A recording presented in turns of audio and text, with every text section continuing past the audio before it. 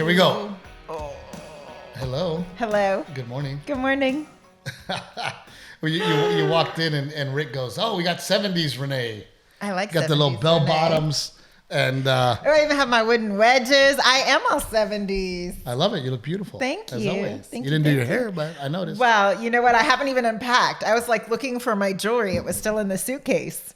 Well, yes, we as a family we spring breaked it up. Yes. We Yeah. went to Marco Island, but I want to start off by talking about. Did you go on spring break? Was it a thing? No, you know what? Someone else was talking about this. They were like, spring break was just a break. Like you just Took a break. chilled. And maybe you like went to Fiesta, Texas. You kind of did like a little close by trip. Maybe y'all did that. I don't remember doing anything on spring break. Not back in the day. I mean, Well, because parents work.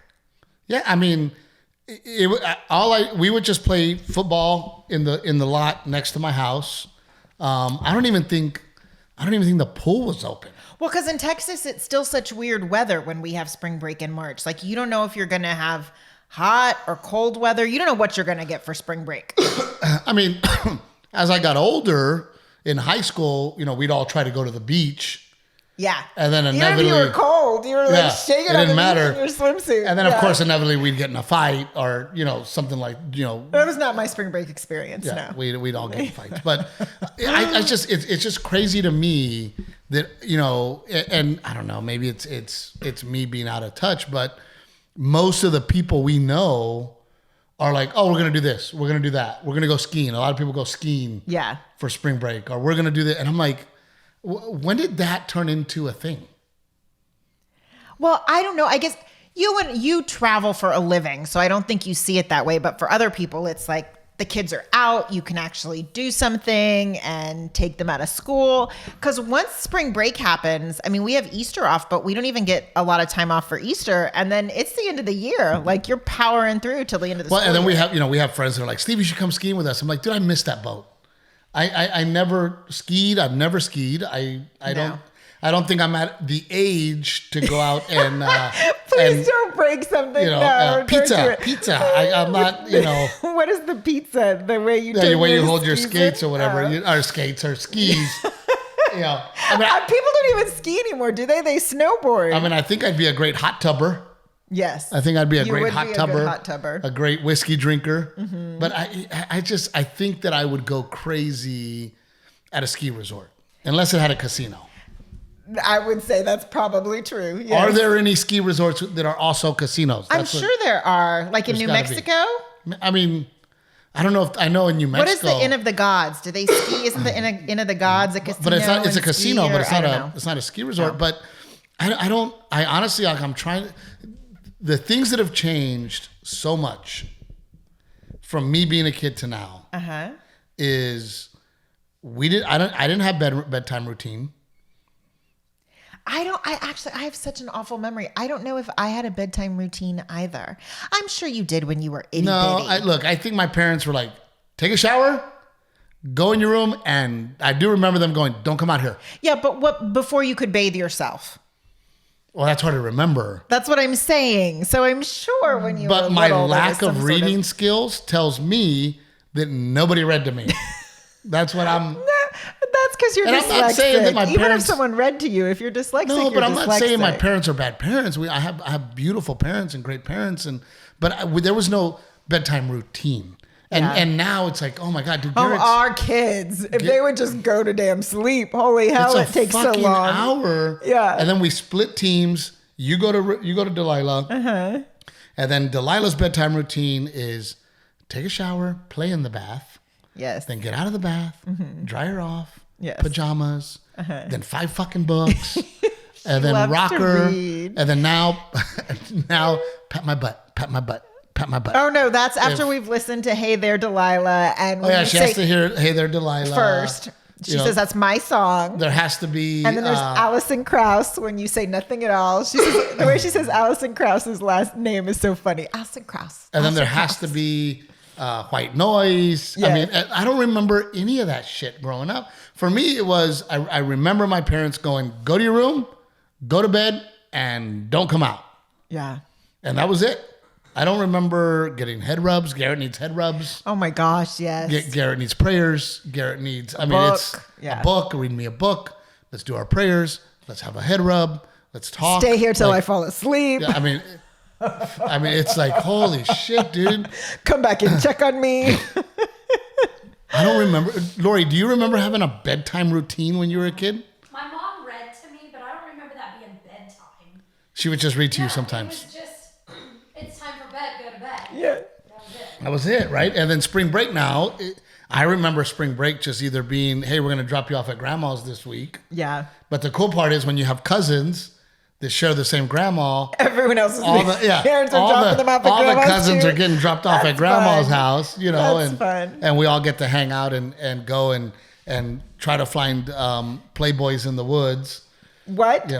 Oh, yeah. How do you find Playboys? Why are Playboys in the woods? I have no idea. You just said that like it was completely normal. I'm not following any of it. For whatever reason, there was always like porn magazines.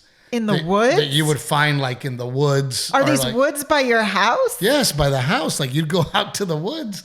And there's random men with Playboys in the woods. That's creepy. Baby, it was old school, love. This was how it was. I don't know if that's old school. That's just fucking creepy. We would go try to find Playboys. We would, and I know this is gonna make me sound really old. Aren't you scared of who you might find in the woods with the Playboys? Like you're just like blowing right through this, hoping to get molested. Normal. Hoping, hey, I'm here. But we would also, because my grandma, she lived so close to Dairy Queen, and they had video games at Dairy Queen. And then we always wanted a dip cone. So what we would do is we'd run around. We'd get in the ditches, right? The big ditches there in Portland. Okay, now the story is getting more normal with Dairy Queen, and then you go into a ditch. You know those huge ditches in Portland? Yes, I know. They're right by we'd go in the ditches, and because when it rained, all the bottles and cans would get washed up through the thing, and they get caught up like on branches. Okay. So then we would go, me and Tim, we would go collect all the bottles we could. And then there was a bottle trade-in station by Feudo's. So we'd run to Feudo's, turn in our bottles, make our $1.25 each. I was going to say, how much did you even make? We'd make like $1.25 each. Okay. And then we would take that $1.25 each, and you could buy a dip cone, and then you'd have like 50 cents left over for Galaga. The claw machine. For Galaga, the video game. And that was our spring break, was like hunting for Playboys, going into the ditches to get bottles to sell. Yeah. Because you would get like 10 cents a bottle. And then you would get the cans, they would crush them, and then they'd do it by weight, right? So, having a alcoholic grandfather in the back, right? We would he would have all these beer cans everywhere. We'd take his beer cans and turn them in, and we'd make like $1.25 a day. And that was and I know I sound old, but I always say that Gregory, Portland, because it was such a small town, when it was the late 80s, early 90s, it was really like the 70s and 80s, because it was like time warp, like, but that was my spring break. I don't remember ever my parents going, we're going on a trip. Yeah. Ever. You? I don't remember. I mean, I know we always took a vacation. My parents always planned. We all had money. But that was summer. I think it was that was summer vacation. I would get so mad. I'm like, hey, you want to see the Grand Canyon? My dad already took me. I already saw the Grand Canyon. I'm like, well, do you want to go here? My dad already took me there. I already went with my parents. No, one summer we went on this we caravaned with another family. We had they had a walkie-talkie in their car. We had a walkie-talkie in ours, and we drove all the way from fuck is this storybook shit? Texas to San Francisco, and we stopped along the way. It was actually really cool. What are the Griswolds? Yeah, Jesus it was. Christ. It was that's out of a fucking style. movie. Yeah, it was great. I didn't have any of that shit. We were like now in hindsight, I don't remember my parents. I got really sick on that trip. I think I had MSG in Chinatown that made me horribly sick. And you went to Chinatown? And I don't, because we went to San Francisco. Oh, sorry about your life. The Bay Bridge. But I don't ever remember my parents fighting. Dude, I just think traveling with kids, going all that way, I don't ever remember them fighting on the trip. You and I would have wanted to kill each other by the end of it. Well, we want to kill each other every few hours. So, No, but it's the same thing with Vegas. I had never even gone to Vegas until my 20s. Yeah. And then I'm talking to you and you're like, oh yeah, we went to, my parents took us to circus and we played at circus. I'm like, oh my God. Like I didn't get to do any of that shit when I was a kid. You know, I remember. No, they wanted to take us places. They wanted us to see things. Like I remember, that was important. Dr. Pena, my cousin, he would do like badass shit. Yeah. And then I would just listen to stories of his badass shit. Yeah. Like he went to Universal Studios, and then I'm like, dude, tell me about Universal Studios, right? Like he's telling me all the stuff. And then he went to Circus. He's like, oh my God, it's like a circus. There's trapeze. And I'm just like trying to picture, this is before the internet, right? So I'm just trying to picture like, oh my gosh, like I never got to do anything like that. Yeah. You know, 4th of July, we would go to Garner State Park and camp, but like straight up camp. Not like rent a cabin, not glamping. Sleep in a tent. Like set up your tent. Use the community shower. Shitter. Like straight up camping. Like slept on the ground in a sleeping bag tent? It wasn't until like high school probably we would still do Garner State Park, but our Frio. But then at this point we would kind of rent a small house.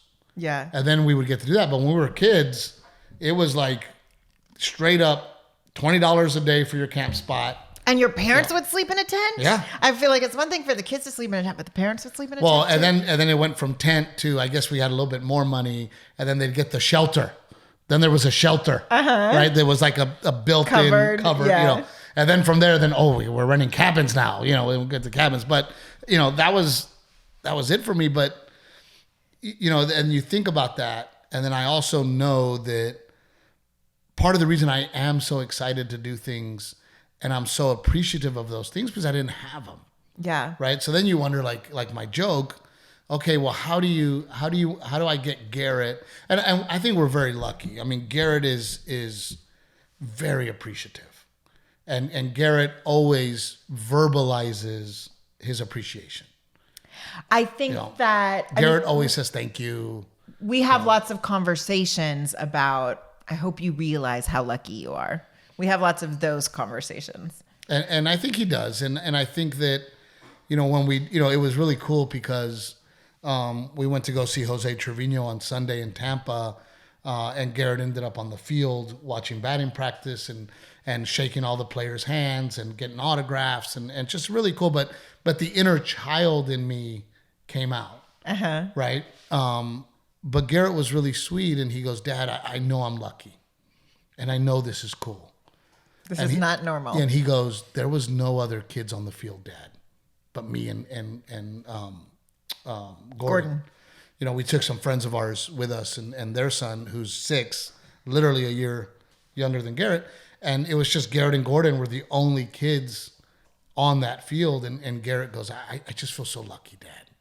And that made me feel good that at least he's observant enough to look around and realize that he is lucky. But for me, like the inner child in me was like, oh my gosh, like I get to be on the field at a baseball game with the Yankees and the Orioles. Like this is awesome. You know, this is like... It's just hard because, yes, it's like, well, as a mom, yes, he's appreciative and yes, he's sweet about it. And I see that. But you want him to experience that excited feeling that you have. I want him to have that too. And how do you do that for your child? But I also think that there's something to be said about Texas, about the South, about the way that we live. You know, we demand, most of Texas and most of the South demands the yes sir and no sir, the yes ma'am and no ma'am. Oh, I don't know. I think it depends. I mean, for the most part, where we grew up, you know, and then we demand hey, you respect your elders. You know, you listen to your elders. Yeah. You know, you have respect for older people. You know, if Garrett interrupts me while I'm talking to a grown-up, I look at him and go, That's rude. Yeah. We don't interrupt grown-ups.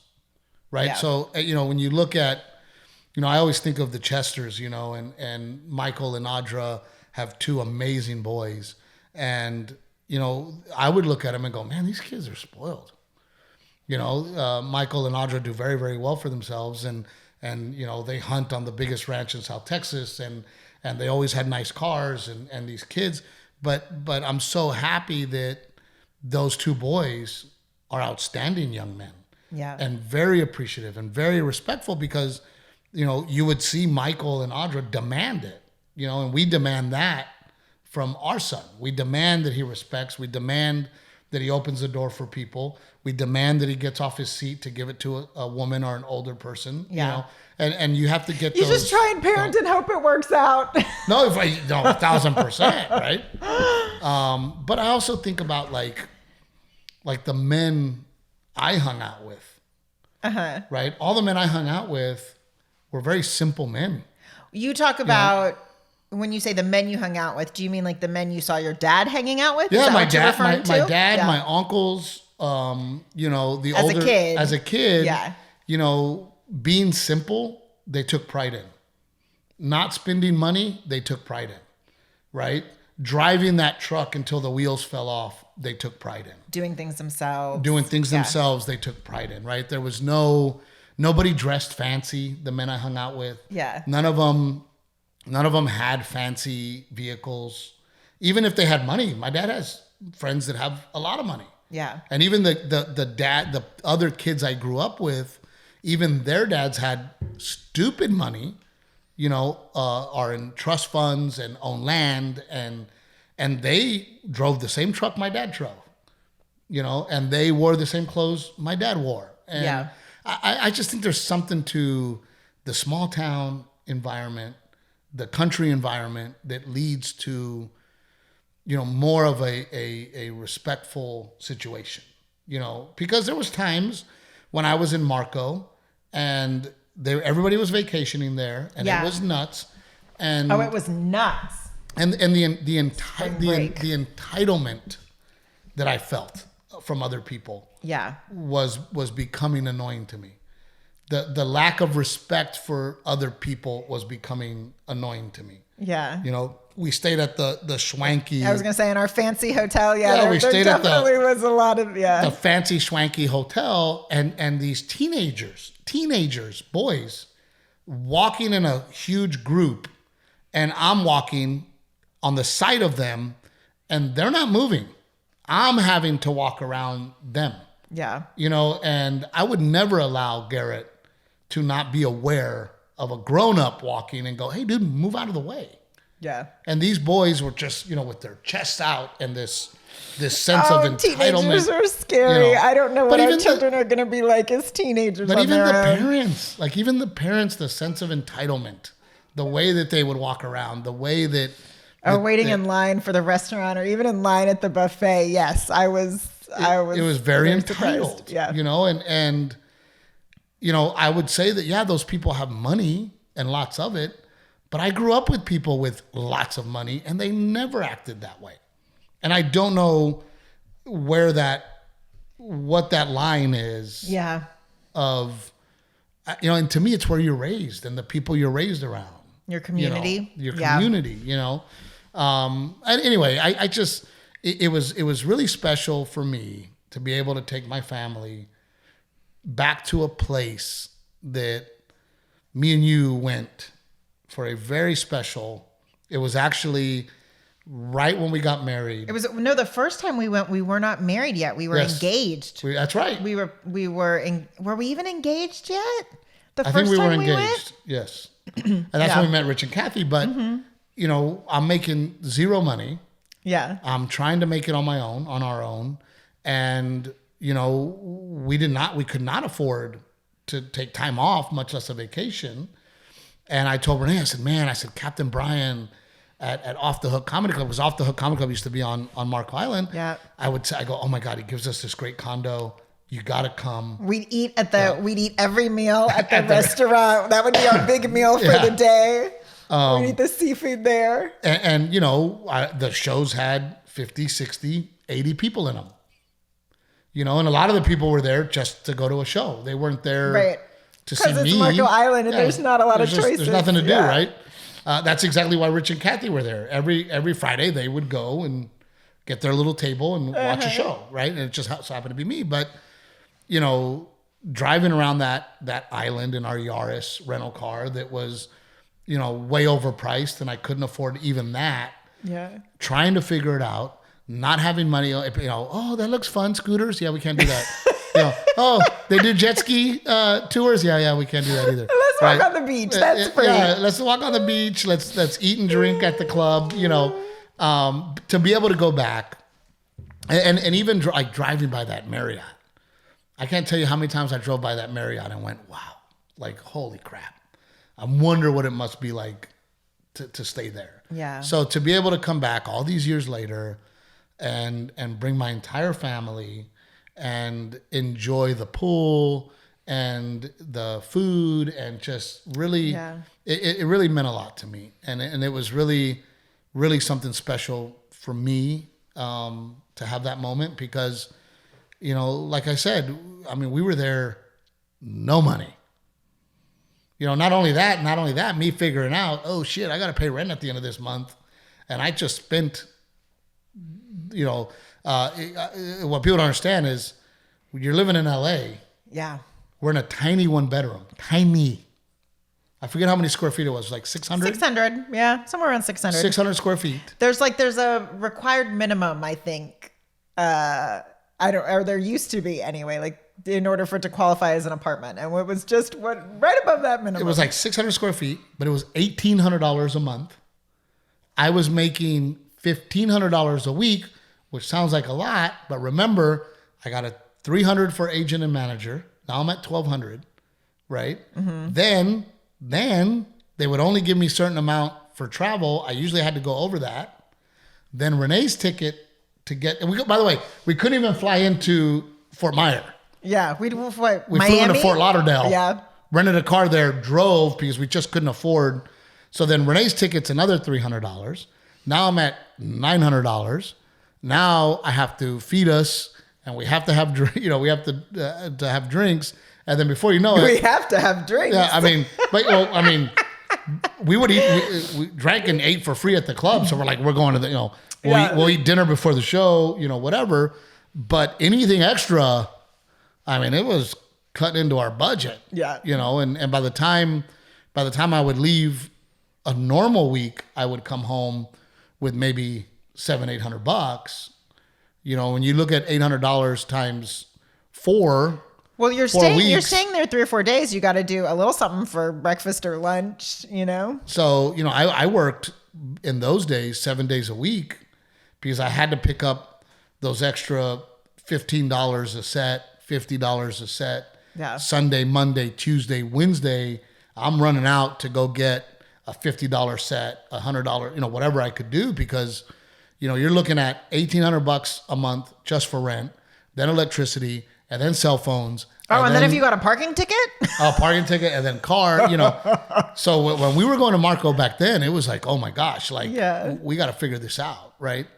So to go back, it was a really, really special. And to join our friends that we met there, gosh, 16 I was going to say, I wonder ago. if other people like were hear us talking about Marco Island, they're like, oh, we need to visit, if they would love it as much as we do, or if we love it so much just because we have so much history there. And well, I think for me, the history there is just, like I said, it's just really special to take you there with no money, with nothing. Yeah. To go back and stay at the Marriott that I used to go, oh man, I wonder if I ever get to stay there, you know. Yeah. And to bring my kids, and then for my kids to walk around there, like it's totally normal, having no fucking clue. Right? Yeah. It was just a beautiful weekend, and I'm glad that I was able to do that for us, and we had a blast. I mean, we just had a good time. Took Garrett fishing, took him to the Yankees game, hung out by the pool, swam a lot. Yeah.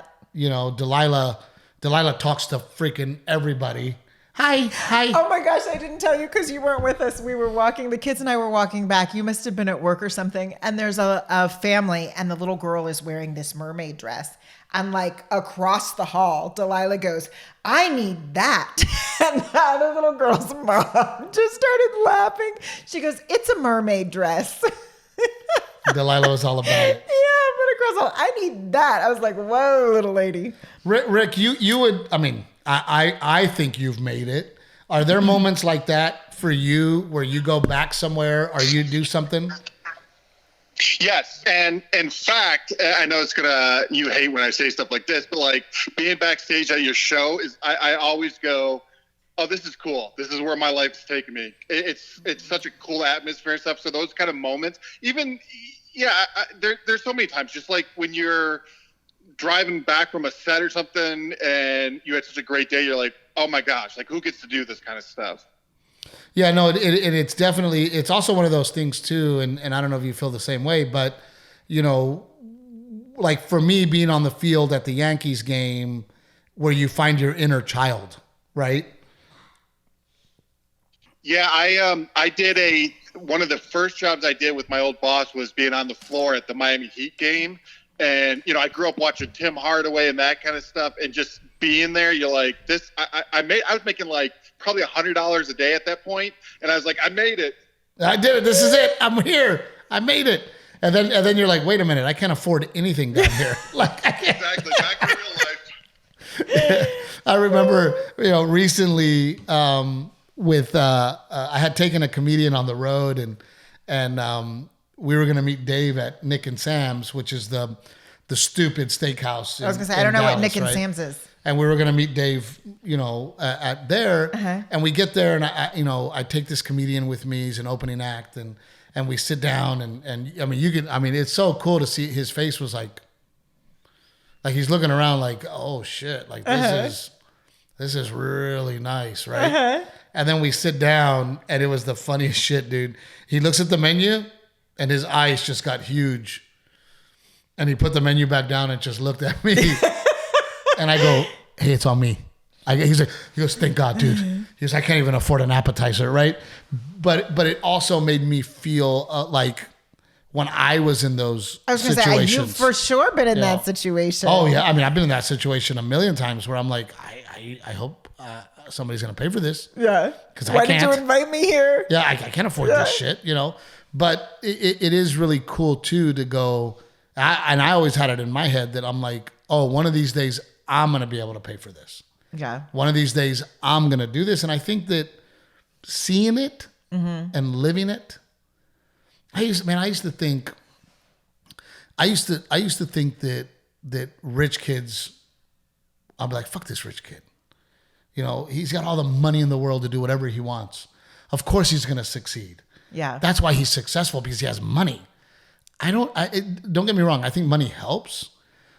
It is, to me, it's the accessibility and seeing things and going, this is normal and I'm going to make it normal.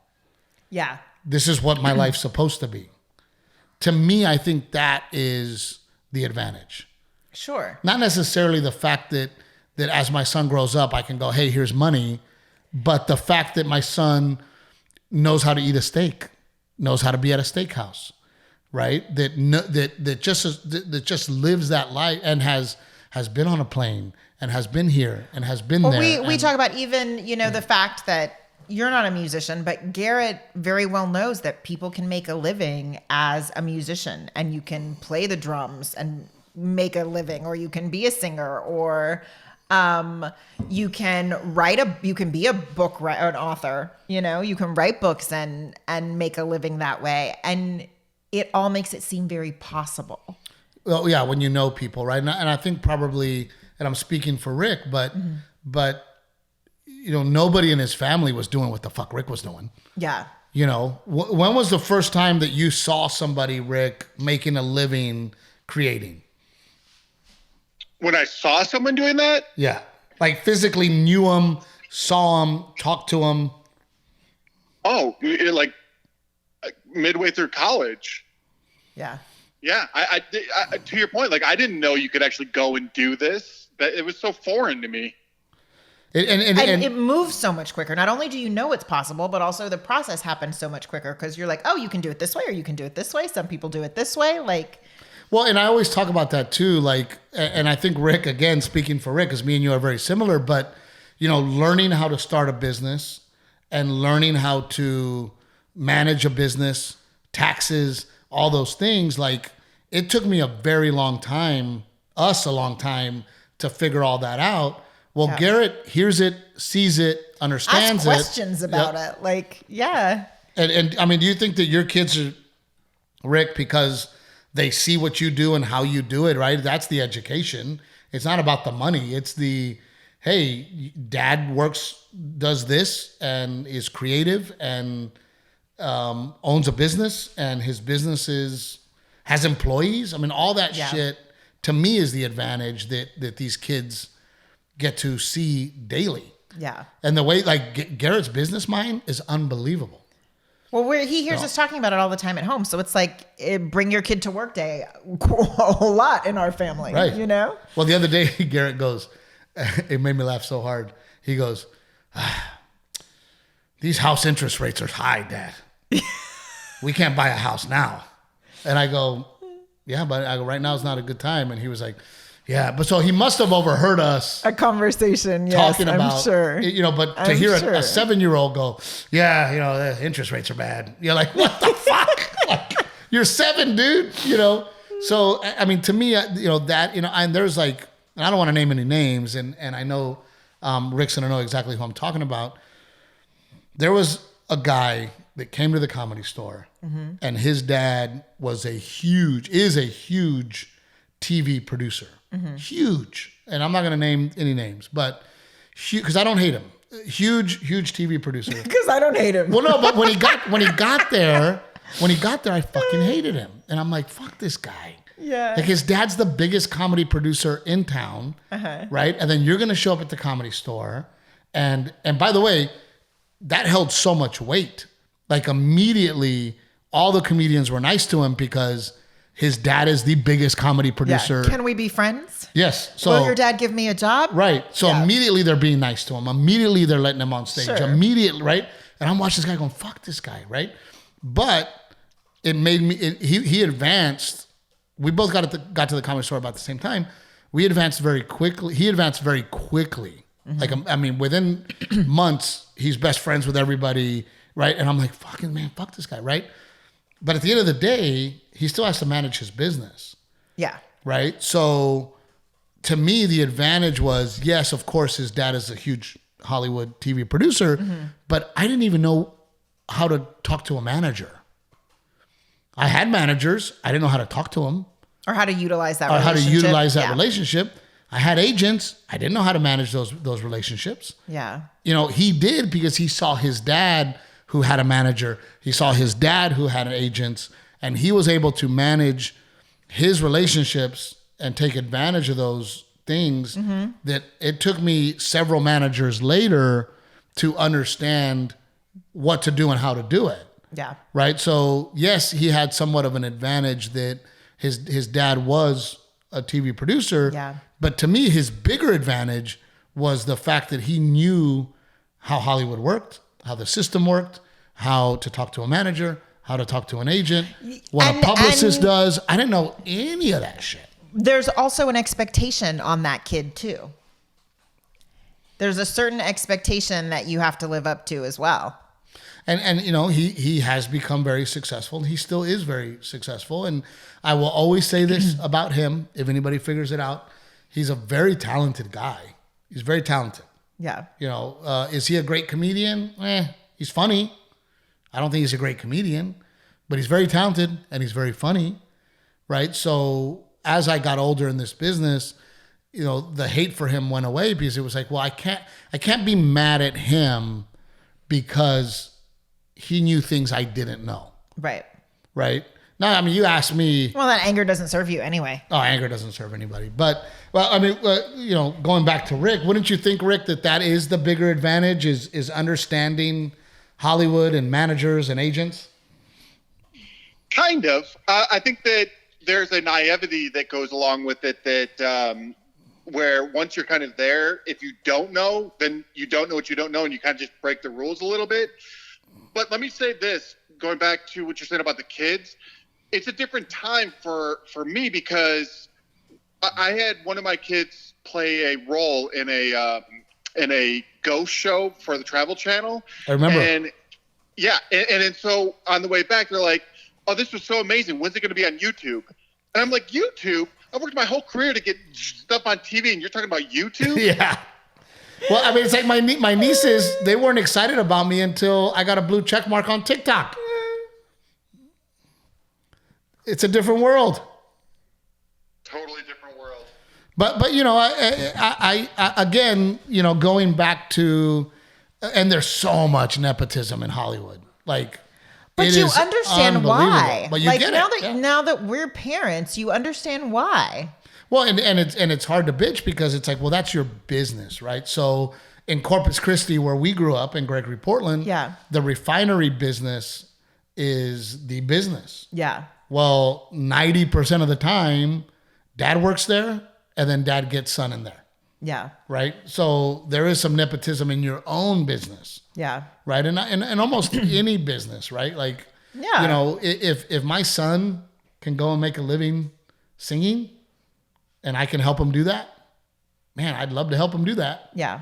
You know, but I also think that Garrett is talented. Garrett is, I mean,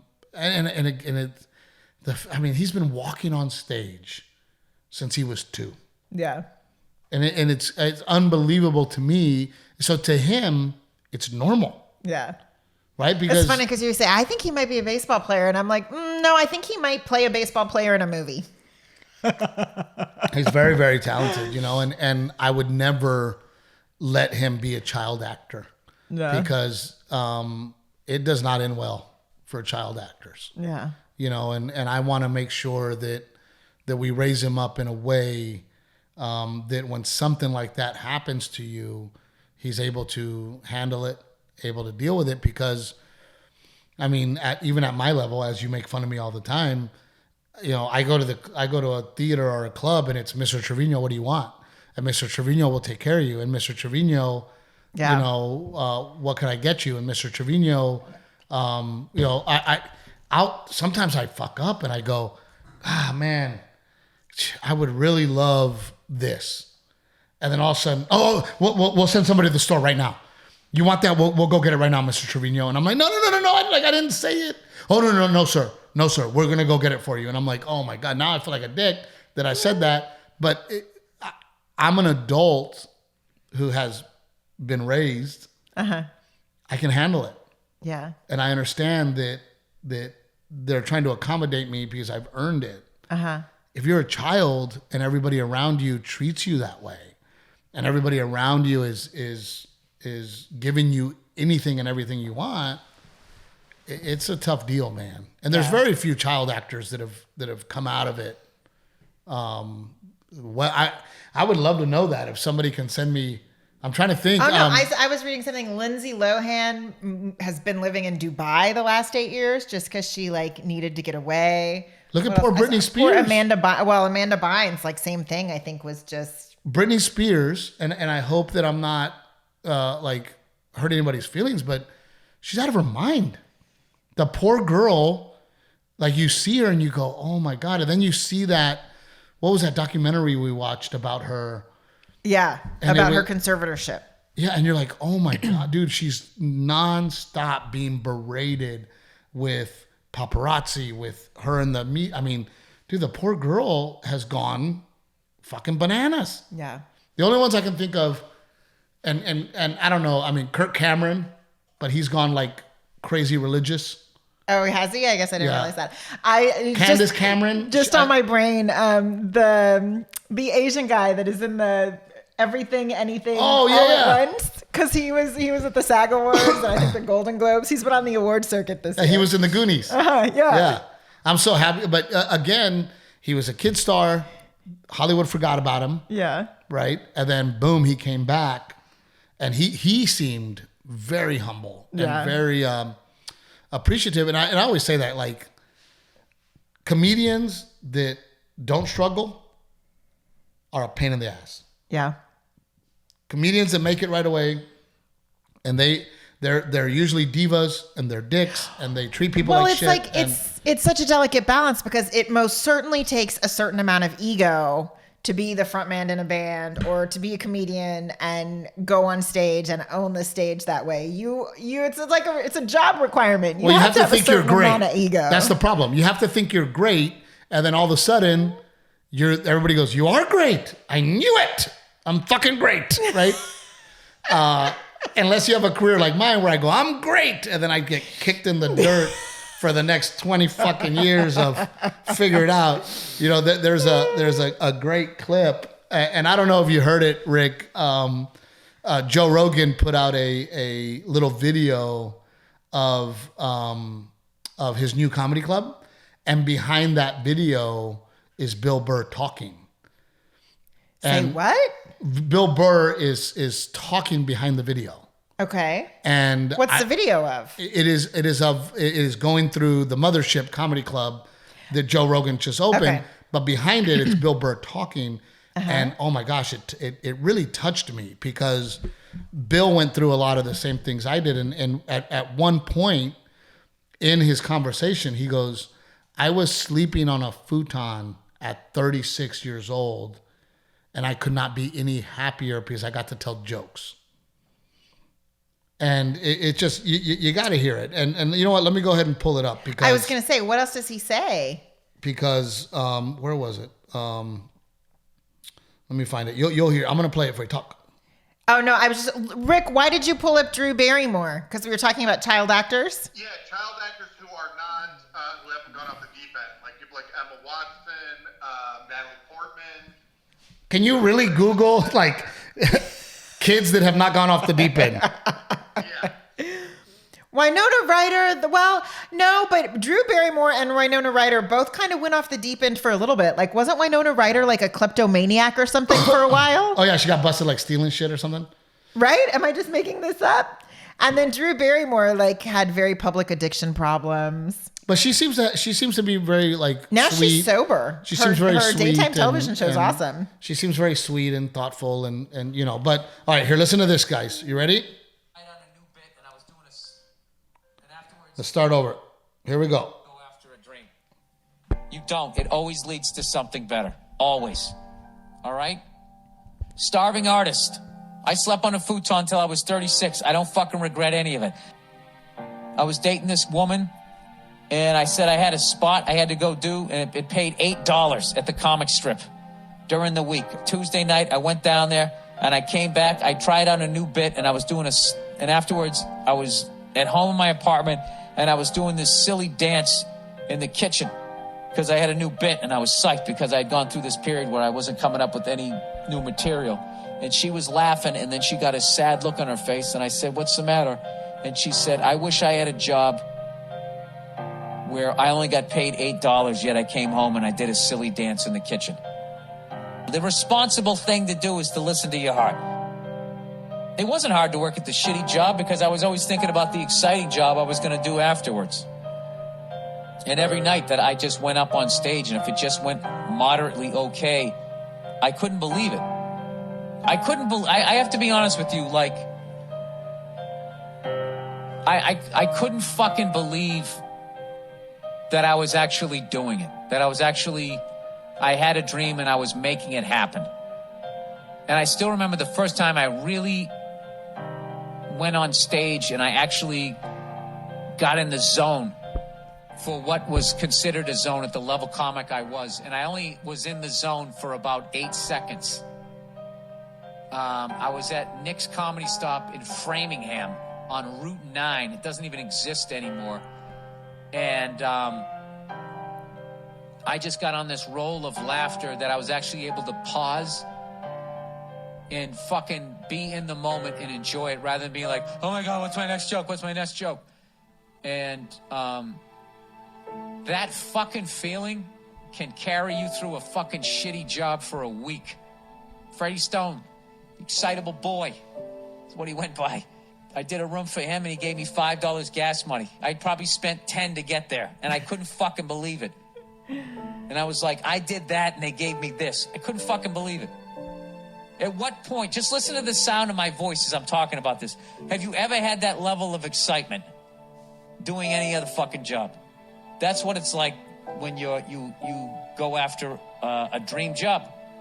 So nothing is worse than not going after it. And it, man, it, you I was know, gonna say, did that make you cry when you listened to it the first time? it really touches me. Yeah. And I feel like that every day. Yeah. Every single day. You know, and when I walk on that stage, I just can't believe it's my life. Yeah. I honestly, to this day, I walk on stage and go, this is my life.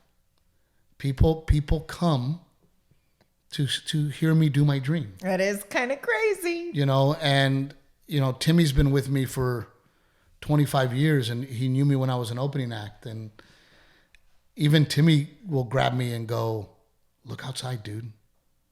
Look at that. Yeah. He's like, holy shit. And then we laugh because we're like, I did it for free. I did it for free. Yeah. I did it for nothing. Like Bill says, when somebody would hand me $15 to go do jokes, I was like, oh my God, yes, thank you. Yeah. And then 50, and then 100, and it's like, what's happening right now? You know, and big moments this last year, walking on the Majestic stage in Dallas and looking around, just going, why are you people here? Yeah. There's, I mean, Oh, especially because that's where you started, the door and- guy at the and- Edison Improv. and I take it so serious. I do. I go, man, I am these people's entertainment. So Yeah. I better entertain. I better bring the very best show that I can bring because I don't want this to ever end. Yeah. I don't want it to ever stop. So I want to let everybody in that audience know that I came out here. I did the very best show I could for you guys. I love you all. I thank you for working so damn hard so that you can then turn around and let me entertain you. Yeah. You could go to the movies, you can go to dinner, you can go watch a band, but you chose me. So I will take it serious and I will give you the very best show I can give. So what a beautiful thing that Bill said there, because I feel exactly like Bill. Yeah. You know, and it's funny because he says, and I didn't regret it. I don't regret what me and you went through. I loved it. Yeah. And looking back, we struggled together. We were always together. We were always happy. We never went without. We always had lights on. We always had a roof over our head. We always had a car. And It was always fun. we had a lot of fucking fun doing it. Yeah. You know, and we took advantage of every cool place that I got booked and you know, oh, Steve, we want to book you on a cruise. Yeah, but my girl has to come. Yeah. You know, so it's just a beautiful thing. And we love you guys so very much. Thank you for continuing to let us live our dream. Aztec Chevrolet, as always, we love them to death. They're amazing to us. Give them a chance. Our friends at Aztec Chevrolet.